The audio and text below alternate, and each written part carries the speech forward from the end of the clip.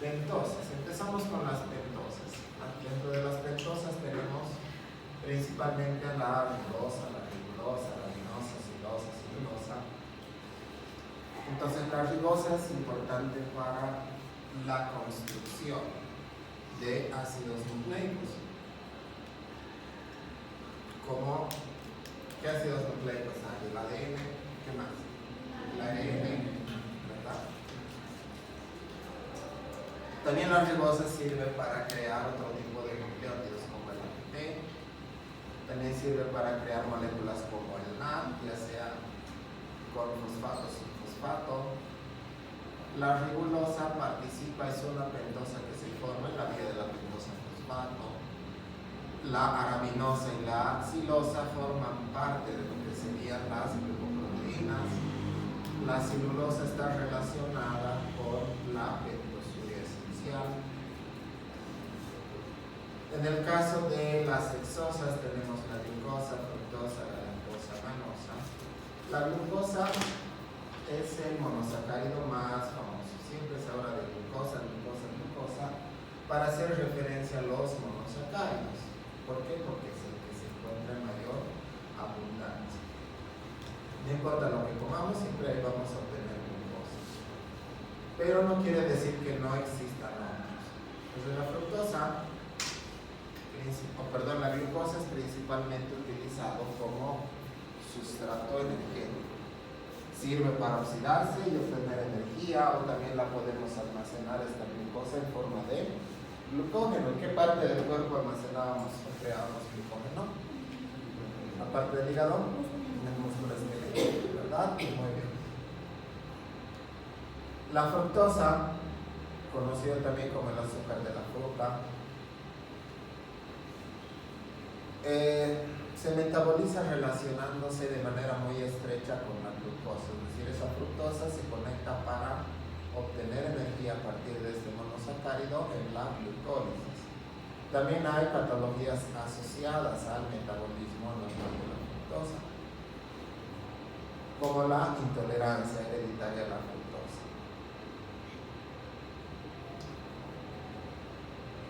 La pentosuria esencial también hay.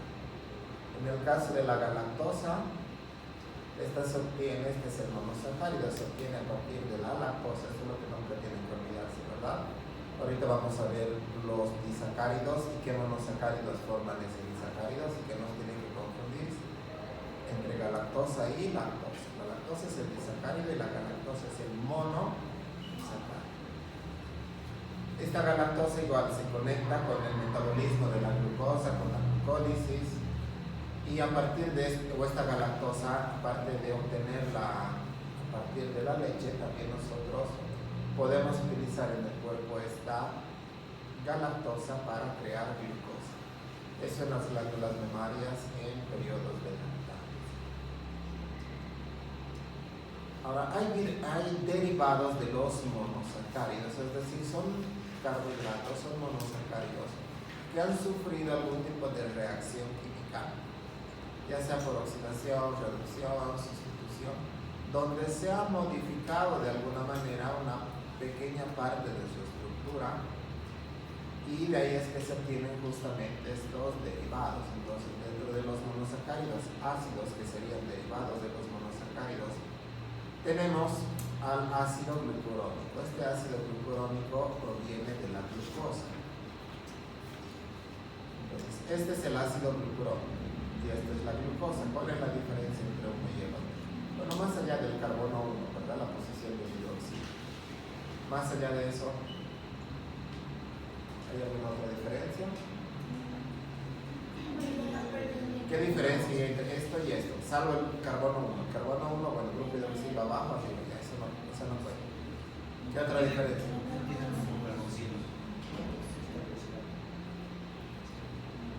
A ver. En el carbono 6, aquí hay un grupo carboxilo, ¿verdad? Acá no. Esta es la molécula de glucosa original, pero se le ha modificado y se le ha añadido un grupo ácido, ¿verdad? Ahora es un grupo ácido, por eso justamente es un monosacárido ácido. Este ácido glucurónico en el hígado permite el metabolismo de bilirrubina. enzimas el metabolismo de compuestos o productos exógenos al cuerpo que en su interior pueden producir algún tipo de daño, que son los probióticos. Los monosacáridos aminados, como su nombre dice, pues son el producto de una sustitución. Aquí originalmente es de la glucosa y la galactosa. Aquí debería haber un grupo hidroxilo, pero no hay un grupo hidroxilo, es decir, al grupo hidroxilo que estaba acá se lo ha reemplazado con un grupo amino. De ahí es que tenemos los aminados, por la presencia del grupo amino. Tenemos la glucosamina, tenemos la galactosamina. Los polialcoholes, entonces este es el sorbitol. No sé si vamos a ver, voy a ver si vamos a ver el metabolismo del sorbitol. Es cortito, pero voy a ver. Y este es el manitol. ¿Qué diferencia hay entre el manitol y el sorbitol?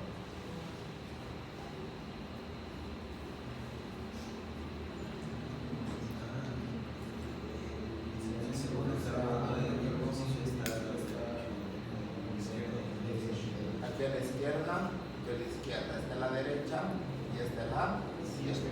Acá, ¿verdad? Manitol, sorbitol son polialcoholes que provienen de la glucosa. La glucosa originalmente que tendría que tener aquí arriba. Un grupo aldehído. ¿Hay grupo aldehído aquí arriba? No. ¿Verdad? Muy bien. Ahí está la glucosa. Fíjense, su carbono número 1. Debería haber un carbono con doble enlace al oxígeno y un hidrógeno, pues aquí hay dos carbonos, dos hidrógenos y un grupo hidróxido. Eso es diferente. Los desoxiazúcares, la desoxirribosa, que forma parte del ADN, esto es la ribosa, una pentosa, y aquí en su grupo hidroxilo se ha eliminado el oxígeno y se ha dejado solamente el hidrógeno, entonces se convierte en dos desoxirribosa. Ahora, ¿cómo se unen los monosacáridos? Los monosacáridos se unen a través de un enlace que se llama enlace glucosídico. ¿Cómo se llamaba el enlace para unir a los aminoácidos? Peptídico, ¿verdad? ¿Y cómo ocurre el enlace peptídico de manera general? Ya, ¿qué más?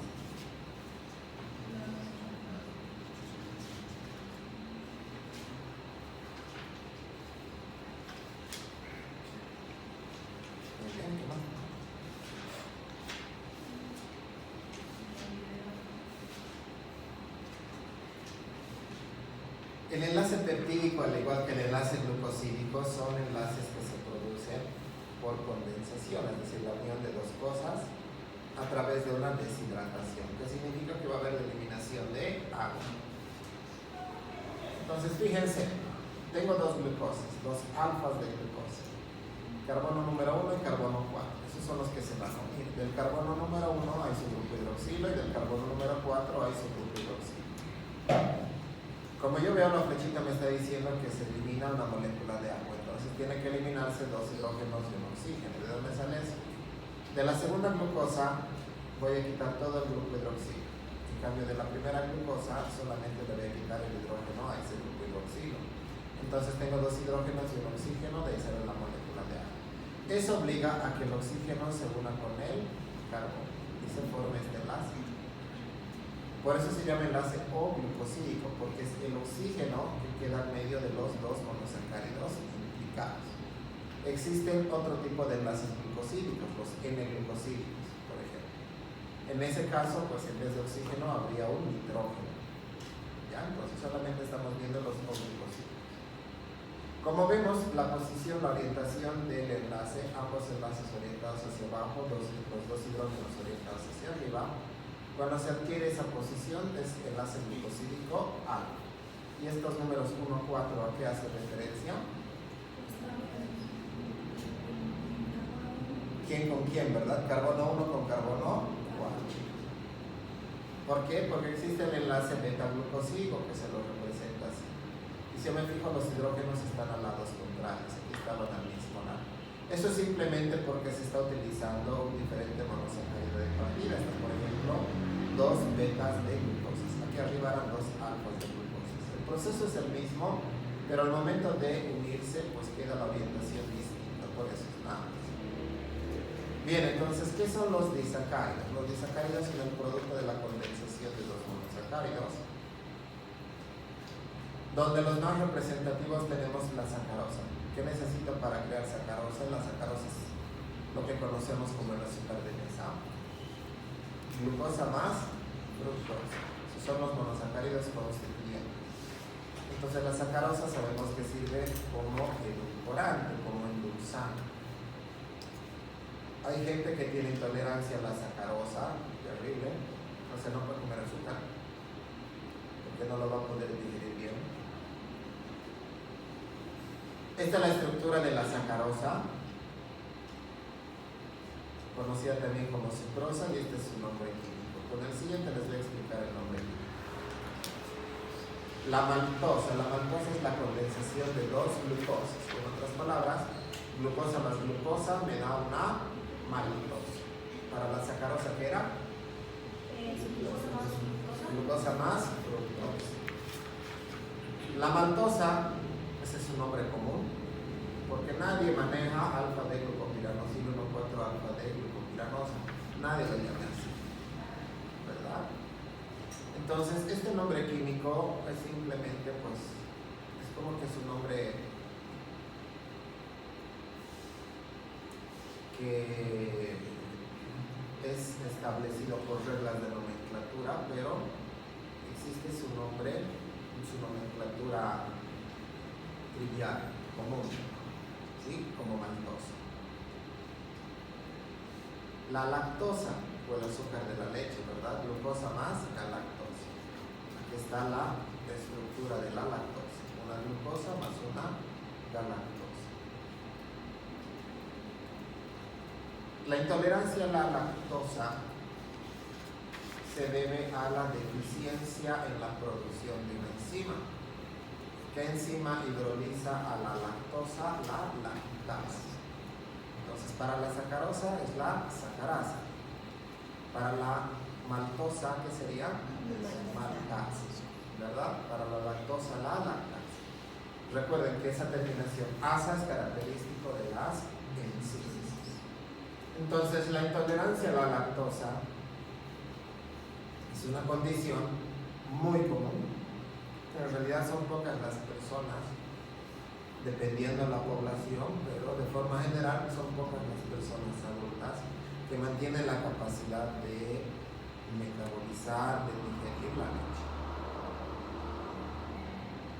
Hay poblaciones que todavía mantienen, casi todos son capaces de digerir la leche, la lactosa, pero la gran mayoría de la población mundial es intolerante a la lactosa. ¿Por qué? Porque no produce esta enzima. Entonces, ¿qué hace esta enzima? Se encarga de que en el intestino se rompa la lactosa, se liberen los monosacáridos y esos monosacáridos sean absorbidos. Como no se va a poder hidrolizar esos disacáridos, esa lactosa va a ser metabolizada por las bacterias que tenemos ahí en la microbiota intestinal. Y los productos que se van a ir generando son los que van a ocasionar justamente esa sintomatología característica, el dolor de estómago, diarrea, gases, ¿verdad? Dependiendo de qué tan intolerante es una persona. Hay gente que es extremadamente intolerante, con un pequeño sorbito de leche o con algo que contenga leche, ya está mal. Hay otros que pueden tolerar. Generalmente se tolera mejor el queso, se tolera mejor el yogur, pero leche como tal, pues para la mayoría es un poco complicado.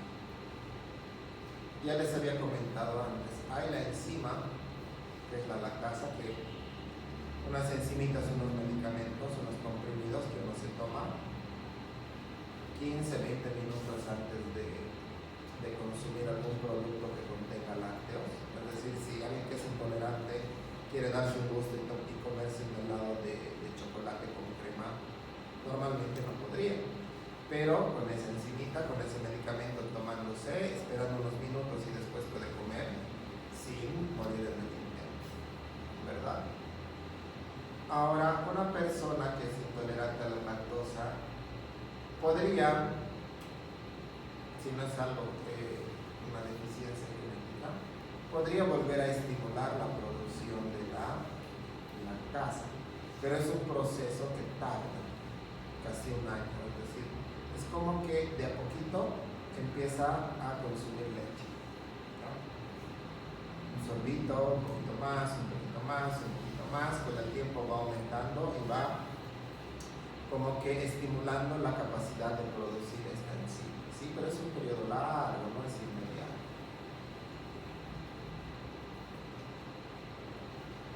Los oligosacáridos, entonces los oligosacáridos son un tipo de carbohidrato que no los podemos digerir. Y como no los podemos digerir, los dejamos ahí.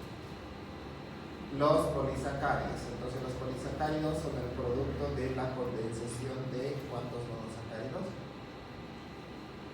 ¿Cuántos monosacáridos como mínimo necesito para formar un polisacárido?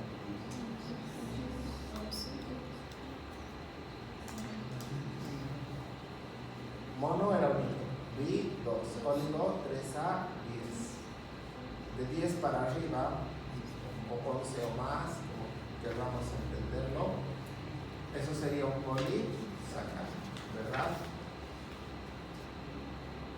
Dentro de los polisacáridos tenemos a los homopolisacáridos como el almidón.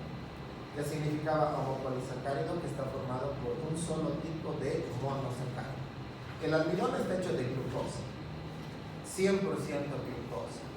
El almidón está presente en muchos alimentos como el arroz, maíz, trigo, la papa, etc. Es una muy buena fuente de energía para nosotros. El almidón tiene dos tipos de estructuras, o sea, tiene dos componentes. El mayoritario se llama amilopectina, que se caracteriza por ser una estructura ramificada, como vemos acá. Es un pedacito de su estructura, es una cadena lineal, y de esta cadena lineal se desprende una estructura secundaria, una ramificación. En cambio, la estructura lineal, que correspondería al componente minoritario, que sería la amilosa, corresponde entre un 20 y 15% del almidón total, pero que sea el componente minoritario, fíjense, está formado entre 1000 a 4000 glucosas, altísimo, ¿verdad? Si esto, o sea, si la amilosa es así de grande, y estamos diciendo que es el que se encuentra en menor cantidad, imagínense cómo sería esto, cómo sería la amilopectina, enorme, ¿verdad? La enzima que hidroliza el almidón se llama amilasa y tenemos dos tipos de amilasas, la salival y la... ¿Cuál es la otra? Digestiva, no, otro nombre. O sea, ayuda con la digestión, sí, pero no se llama amilasa digestiva.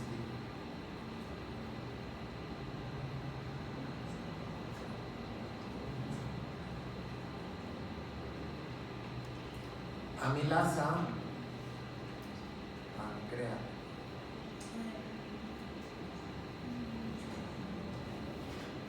El glucógeno también es un homopolisacárido, está formado por glucosas, al igual que el almidón, pero ¿cuál es la diferencia? El glucógeno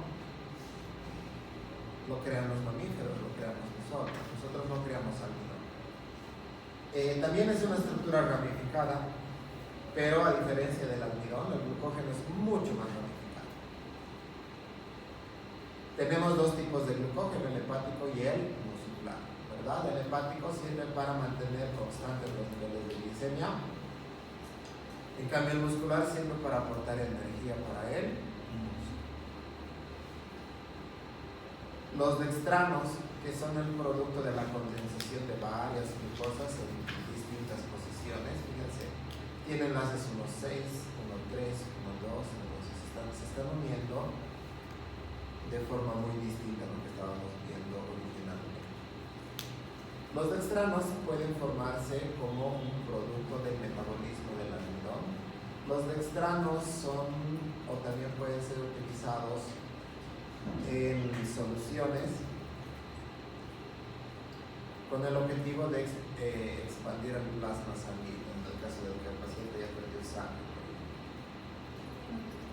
¿Qué pasa ya? Esto es celulosa. Claro. ¿Qué era la enfermedad de las vacas locas? Era la encefalopatía espongiforme bovina, ¿verdad? La que afecta a los hombres, ¿qué se llama? O sea, la familia es como la encefalopatía espongiforme. Hay variaciones. La que afecta al ganado vacuno se llama encefalopatía espongiforme bovina o la enfermedad de las vacas locas. La que afecta a los seres humanos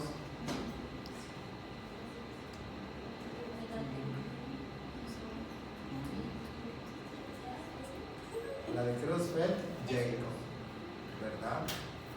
Hay otras específicas para las ovejas, para las cabras, y dentro de esas también había el kuru, ¿verdad? Que también canibalismo. Como te comes ahí a tu compañero de cuarto.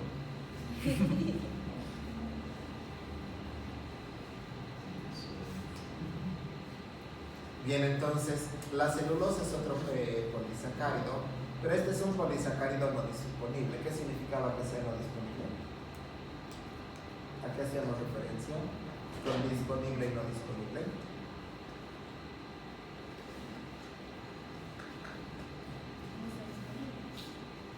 ¿No está disponible para qué?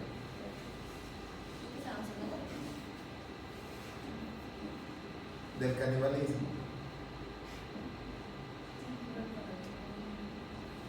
Pero del curo estábamos hablando.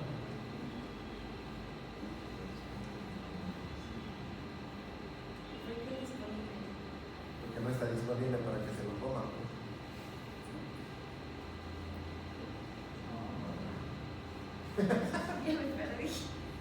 Así es. Estamos hablando de la celulosa. ¿Qué significaba que sea un polisacárido no disponible?